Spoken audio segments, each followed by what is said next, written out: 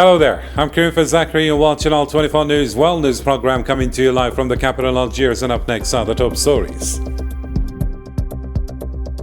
The Zionist entity approves a so-called annexation plan in the occupied West Bank, drawing Palestinian condemnation and international warnings over escalation.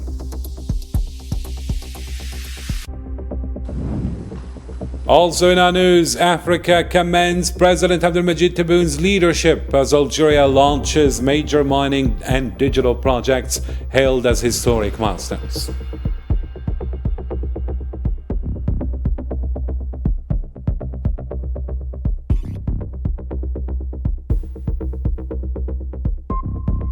Next, deadly floods in Morocco expose failures in crisis management, with victims accusing authorities of aid mismanagement and rising fuel shortages.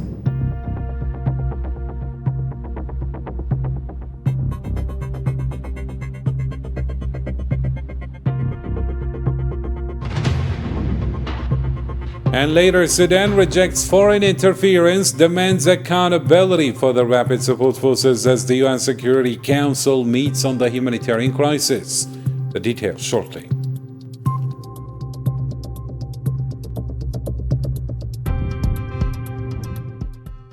Hello again and welcome back to the details. It's great to have you with us tonight. First off in our news, the Zionist occupation by giving settlers the green light to seize Palestinian land in the occupied West Bank, is moving to impose a false sovereignty and alter the geographic and legal realities on the ground, a decision that has sparked widespread condemnation and outrage.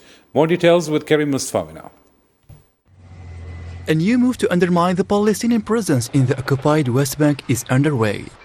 The Zionist entity adopted new measures aimed at changing the legal reality in the occupied West Bank in order to extend its control over key areas that are officially administered by the Palestinian Authority.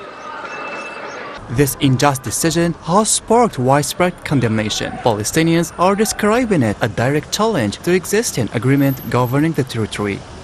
As Palestinians, before October 7th, we suffered from successive Israeli governments, but this right-wing government, led by Netanyahu on the far right, Smotrich, has intensified actions on the ground: displacement, destruction of land, land confiscation, killing, and destruction. They want to displace the Palestinian people, and they want the land to be without inhabitants.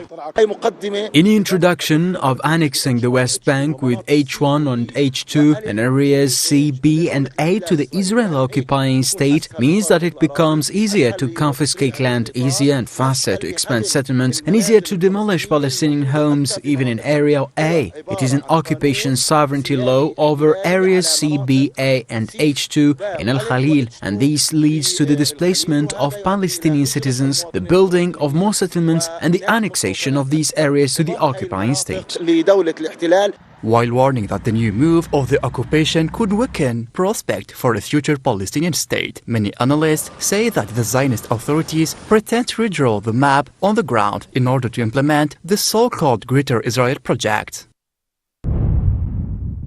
The attack on the Palestinian presence is massive, and honestly, it was expected. It's always been clear that the plan is to empty the land and bring in settlers. If you look around today, even the streets are a sign that being widened with dozens, even hundreds of heavy machines at work opening new roads. All of this is aimed at serving the settlers across the West Bank, whether in the south around Khalil and the north around Nablus and Jenin or other areas. The situation is extremely dangerous, both in the short term and for the future. On the ground, the idea of creating a Palestinian state has long been buried. The Zionist entity is accelerating the expansion of settlement in the occupied West Bank at the expense of the Palestinian landowners, murdering them and forcibly displacing them under false pretext to legitimize the confiscation of their land. Meanwhile, the Palestinian presidency condemned the Zionist occupation's dangerous decisions to annex parts of the occupied West Bank, describing them as an unprecedented escalation targeting the Palestinian presence. In a statement issued on Monday, it warned that these measures constitute a blatant violation of international law and represent an open attempt to legitimize settlement expansion and the seizure of land under Palestinian sovereignty. The Palestinian presidency condemns the dangerous decisions approved by the Israeli occupation cabinet regarding the deepening of attempts to annex the West Bank, which represents a continuation of the comprehensive war waged by the occupation government against our Palestinian people and an unprecedented escalation targeting the Palestinian presence, particularly in the occupied West Bank. These decisions also constitute a blatant violation of the Oslo Accord and the Hebron Agreement and an open Israeli attempt to legitimize settlement expansion, seize land, and demolish Palestinian citizens' property, even in areas under Palestinian sovereignty. The Palestinian presidency also called on the international community to intervene immediately and take serious action to halt the dangerous Zionist escalation. The Palestinian presidency calls on the international community, foremost the UN Security Council and especially the US administration, to intervene immediately and take serious actions to stop these dangerous Israeli decisions which threaten all international efforts aimed at calming the situation and halting escalation in the region. For its part, Hamas said the occupation's decisions are part of a fascist settler policy and a comprehensive annexation plan amounting to a war of genocide and ethnic cleansing. In a statement, the movement called for escalating resistance in the West Bank and Al-Quds to thwart annexation and urged the international community to exert real pressure to hold the occupation accountable for its ongoing violations. The approval by the Zionist occupation cabinet of new decisions targeting our people and our land in the West Bank falls within a fascist settlement approach and a comprehensive annexation plan, as well as the war of extermination and ethnic cleansing adopted by the extremist criminal occupation government. We call for escalating confrontation in the West Bank and Al-Quds to thwart annexation, Judaization and displacement projects. We also urge Arab and Islamic countries along with the international community to halt annexation plans and exert real pressure to hold Israel accountable for its ongoing violations. Meanwhile, 8 Arab and Islamic countries condemned the occupation's expansionist and illegal policies aimed at entrenching settlements in the occupied West Bank, following the approval of measures to tighten control over Palestinian land. In a joint statement, they strongly denounced the illegal decisions seeking to impose illegitimate sovereignty, expand settlements, and create a new legal and administrative reality in the West Bank, warning that such policies fuel violence and regional instability.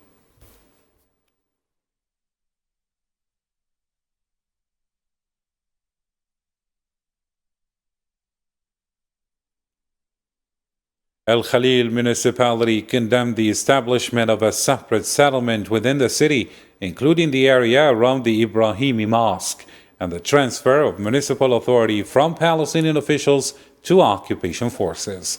The municipality said these measures violate international humanitarian law, isolate Palestinians, and seize land under an expansionist framework, reflecting a de facto annexation policy that threatens the continued Palestinian presence in Al Khalil.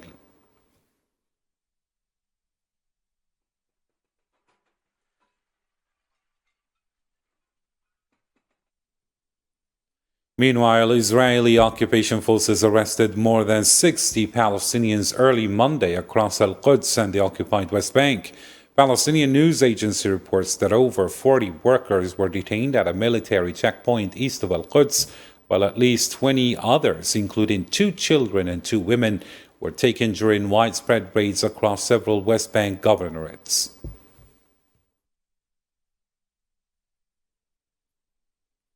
Two Palestinians were killed by occupation forces in Gaza on Monday, one in Deir el-Bala and another in the Zaytun neighborhood of Gaza City.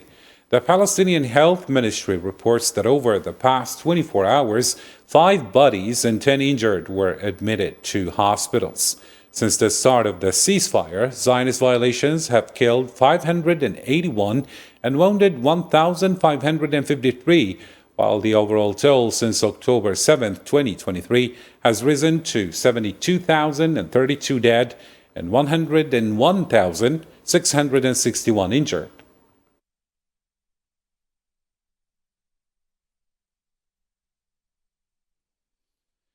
The Rafah crossing reopened on February 2nd, offering hope for aid and medical evacuations in Gaza, but strict occupation controls and restrictions continue to limit access. Safian Kinturi reports now.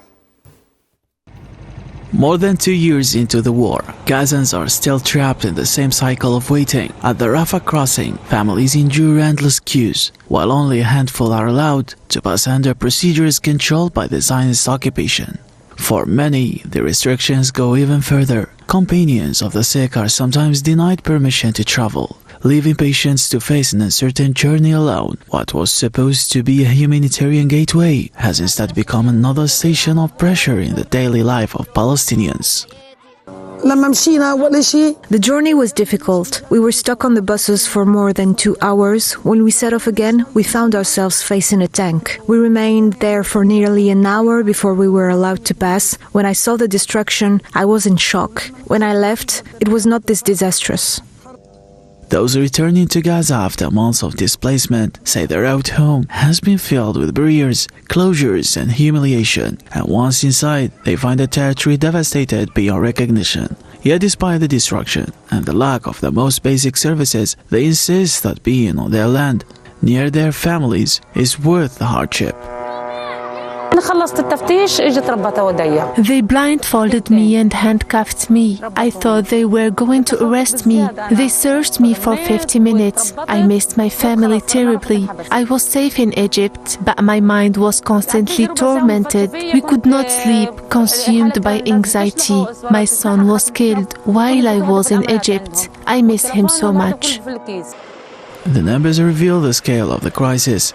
In the first 4 days following the partial reopening of Rafah, only 36 patients were authorized to leave for treatment in Egypt. Nearly 20,000 others remain stranded, waiting for medical care that, for many, is a matter of life or death. Thousands of Australians marched in Sydney and Melbourne on Monday, protesting the visit of Zionist occupation President Isaac Herzog. Demonstrators carried Palestinian flags and denounced the ongoing genocide in Gaza, with human rights groups calling for Herzog's arrest over war crimes. Well, I don't understand why it's him that's coming here. If I understand that there's a lot of sorrow and grief happening because of what happened in Bondi. Religious leaders, sure, get some rabbis out here, something like that, but he's the president of a completely separate, it's a nation, but it's not a representation of the religion, and he is, as most people are saying, a war criminal. He has incited genocide. He said there's no innocents in Gaza, including babies and children. And I just don't think someone like that should come here. And inviting this man here at this time, conflating issues that have nothing to do with each other, just an appalling abdication of responsibility and humanity. And elsewhere in the Middle East, the Iranian president says the latest round of nuclear talks is a key opportunity for a fair and balanced solution. Speaking after indirect U.S.-Iranian negotiations in Oman, he emphasized Tehran's right to enrichment and called on Washington to avoid excessive demands. Here's Zahra Farjani with more. Iran says there is a real chance to move forward on its nuclear dispute with the United States, but only if Washington avoids what Tehran calls excessive demands. President Masoud Pezeshkian says the new round of indirect talks held in Oman could open the door to a fair and balanced agreement. The new round of nuclear negotiations, which has started in Oman with the assistance and support of our friends, is a very good opportunity to resolve this issue in a fair, logical and equitable and mutually acceptable manner. We are seeking to secure our right on the basis of the Non-Proliferation Treaty, including on the issue of enrichment and the lifting of unjust sanctions. Iran wants its rights respected and is pushing for sanctions to be lifted, but there are clear red lines. Tehran insists its missiles program is not up for discussions, and officials say the talks are strictly about the nuclear file. I think the first round of talks was more like a test of the trust and whether there is seriousness of reaching an agreement through negotiations. There are indications suggesting that the US has a certain degree of seriousness, but there are some signs that this seriousness is weakening, such as the continuation of certain sanctions and some military activities, all of which raise doubt over whether the other side is serious about and ready for genuine negotiations. The renewed diplomacy comes at a tense moment, with the US naval build-up near Iran and Tehran warning it would respond forcefully to any attack. Iran says it is not seeking nuclear weapons, but it remains firm that uranium enrichment is non-negotiable. For now, the next move depends on whether both sides are willing to meet somewhere in the middle. And back home, Algerian President Abdelmadjid Tebboune received the credentials of 4 new ambassadors at the presidential palace here in Algiers on Monday. They represent Ghana, Spain, Namibia, and the Vatican, signaling continued diplomatic engagement and strengthened international ties for Algeria.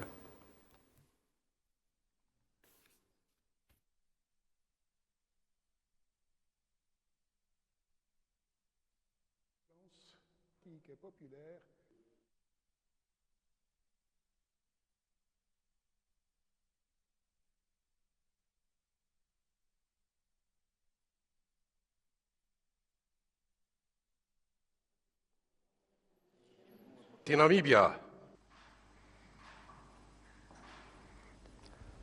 Excellency and Potentiary of the Republic of Namibia.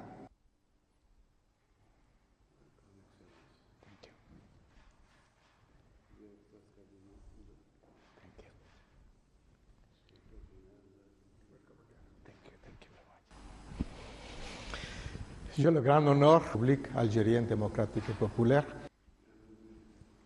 Merci, merci, merci beaucoup. Grand plaisir. Merci, un grand plaisir, Excellency.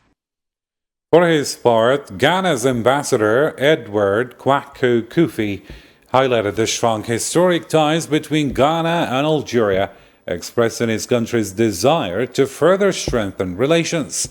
He praised President Abdelmadjid Tebboune's leadership, notably for launching the strategic National Railway Project, calling it a key development initiative. Ghana and Algeria are linked by strong and long-standing relations deeply rooted in history. It is this type of relationship that we wish to strengthen in the future. We've been all impressed by the leadership demonstrated by President Tebboune, particularly with regard to the inauguration of the West Mining Line project, stretching over nearly 1,000 kilometers. It is a development project to which Africa aspires. On the same occasion, Ghana's ambassador emphasized his country's interest in expanding trade and investment with Algeria, including establishing a direct air link.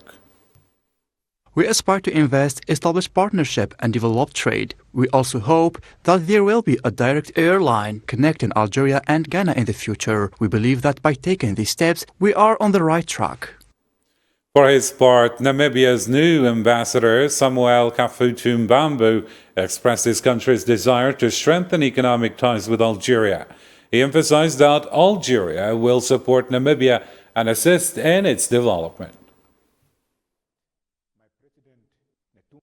We aim to elevate our economic relations to the same level as our political relations. I'm sure that Algeria will stand with us in the struggle to develop our country. Meanwhile, Spain's new ambassador to Algeria, Ramiro Fernandez Bachiller, said Monday that relations with Algeria are excellent. Speaking after presenting his credentials to President Abdelmadjid Tebboune, he highlighted the deep historical, economic, and cultural ties between Madrid and Algiers.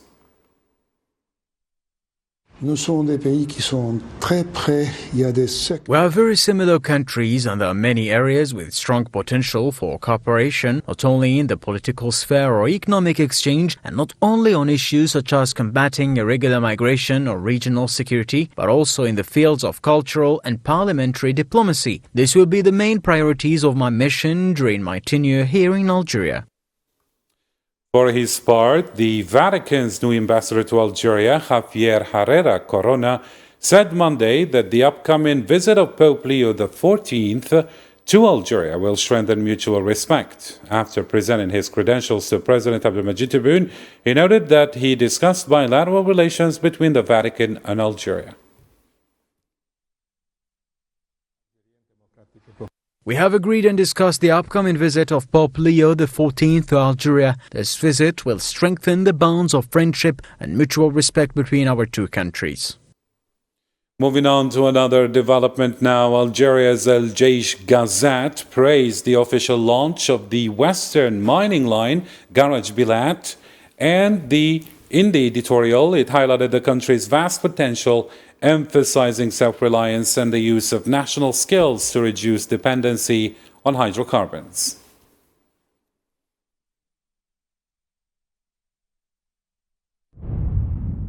This month, our country is experiencing a major historical achievement following the official announcement by the President of the Republic, Supreme Chief of the Armed Forces, Minister of National Defense, Mr. Abdelmadjid Tebboune, of the commencement of operations on the Western Mining Railway Line, Garaj Bilat, Tindouf, Bishar, extending over a distance of 950 kilometers. In the editorial, the Jaish Gazette also highlighted Algeria's launch of 2 satellites, showcasing the country's steady steps to advance its geospatial information systems. Our country was also bolstered at the end of the last month with 2 new satellites, Alsat-3A and Alsat-3B, part of the Algerian state's ongoing efforts to master space technologies, thus ensuring the advancement of our geospatial information features. These are significant gains adding to those achieved in recent years, confirming that Algeria is moving confidently and steadily towards its rightful path.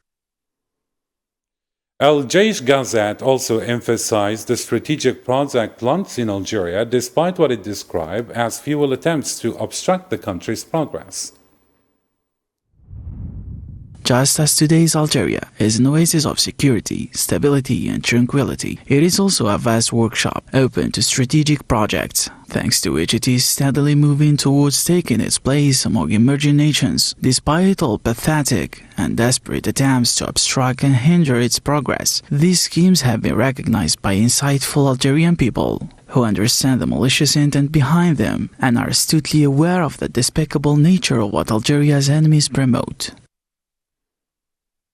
In the same editorial, the Algerian army reaffirmed its vigilance in securing every inch of the country against attempts to undermine its stability. There is no doubt that Algeria, despite all attempts and distortion, lies and slander, is proceeding on its path with determination and resolve towards consolidating its political and economic independence, with gratitude to its loyal and honorable sons and daughters who have sharpened their spirits and roused their resolve to build the new, triumphant Algeria. And in different news, Algeria officially launched its national data governance system on Monday, reflecting strategic efforts to strengthen digital sovereignty and ensure transparency and organized data management. The Prime Minister, Seif described the initiative at the International Conference Center as a key milestone in the country's digital transformation.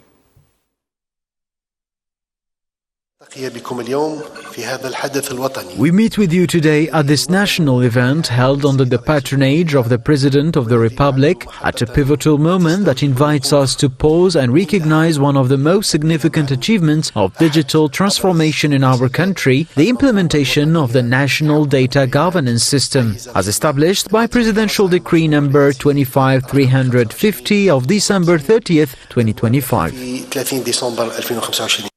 Algerian Prime Minister Seif said the launch of the National Data Governance System is a cornerstone for building a modern, innovative state.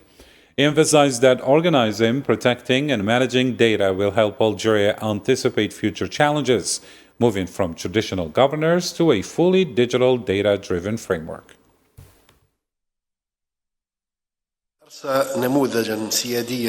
It is a model specific to the Algerian sovereign state based on controlling, organizing, protecting and directing the use of data as a highly important strategic asset and a fundamental pillar for building a modern and innovative state capable of anticipating future challenges through the establishment of legal, technical and institutional foundations that enable the transition from traditional governance based on paper and fragmented digitization to comprehensive digital governance based on data.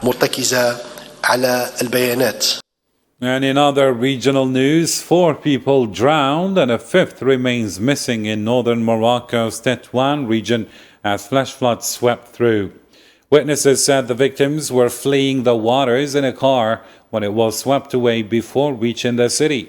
Locals denounced the isolation and neglect by authorities, pointing out that most roads and bridges date back to the Spanish colonial era. The authorities arrived and asked him to evacuate the house to avoid any potential danger. He chose to head to take a shelter at his cousin's home. However, during this journey with his young family, the valley flooded and his car became trapped in the water. Residents of Sidi Qasim in northwest Morocco accused local authorities of seizing humanitarian aid meant for flood victims. They said officials from the city and the Rabat Sali Kenitra region took food, bedding, and blankets that were supposed to reach hundreds of affected families whose homes and belongings were destroyed by the floods. The ambulances arrived at night with food. People here received nothing. We don't have nothing at all, not even sheets. We don't understand this injustice. The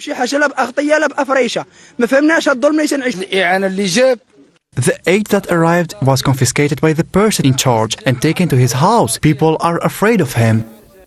Meanwhile, Morocco faces a looming fuel shortage as reserves drop to levels covering only 18 days of supply, causing outages at gas stations. A parliamentary question revealed that the country's petroleum stock fell to 617,000 tons, far below the legal requirement of a 60-day supply, highlighting the government's failure to maintain adequate reserves. Following our previous question regarding the status of petroleum stocks and the initial emergence of fuel shortages at some service stations, we were surprised by your statement issued on February 5th, 2026, in which you indicated that the national stock of petroleum products exceeds 617,000 tons pending the unloading of ships currently stranded at sea. If it is known that the annual consumption of petroleum products exceeds 12 million tons, i.e. an average of 1 million tons per month, then by simple calculation, we conclude that the declared stock does not exceed 18 days of consumption. And in another development, but still in Africa, Sudan's Foreign Minister Mohayyed Salim warned that foreign interventions and support for rebellion are part of international and regional colonial project aimed at controlling strategic resources and destabilizing communities.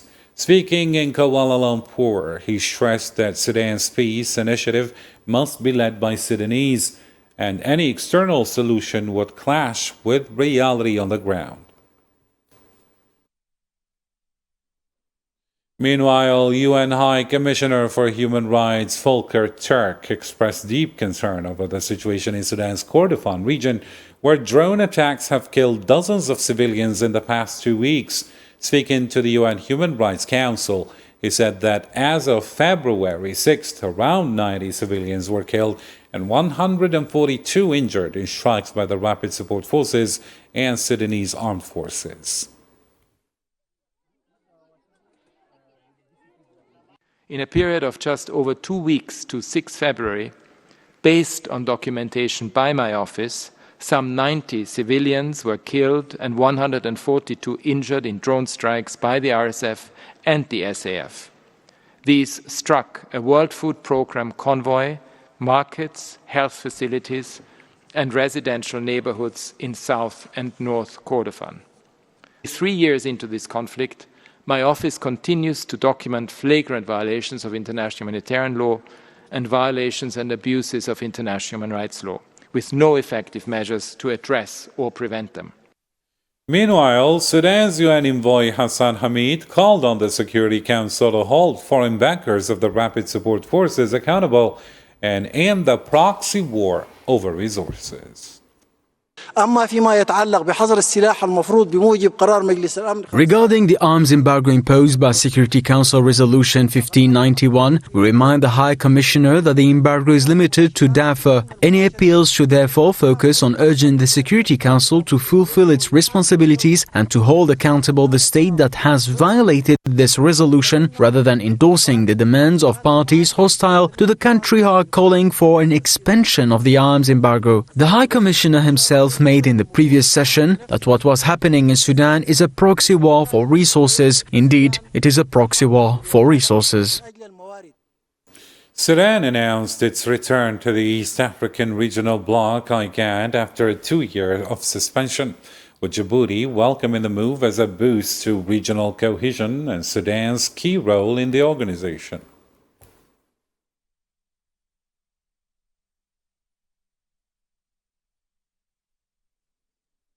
And finally, it's time to catch up on other news stories making headlines in the news in brief with Yassine Kanturi. Oh my God. Excuse me. With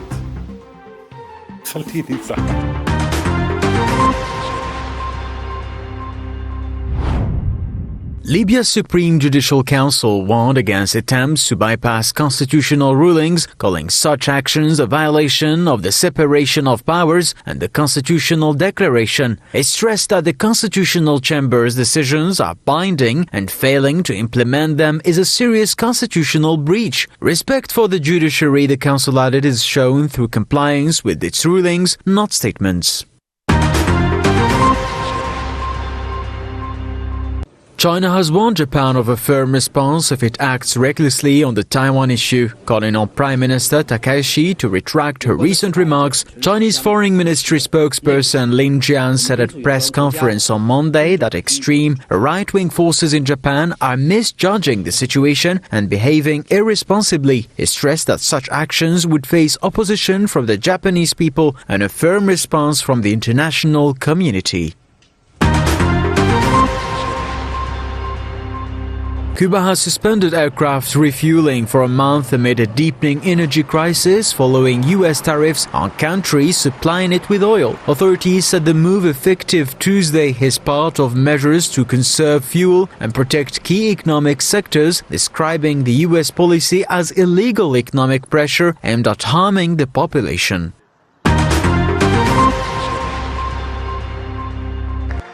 Centre-left candidate António José Seguro won Sunday's Portuguese presidential runoff. Preliminary results from the High Electoral Commission showed Seguro representing the Socialist Party, securing 66% of the vote with 98% of ballots counted.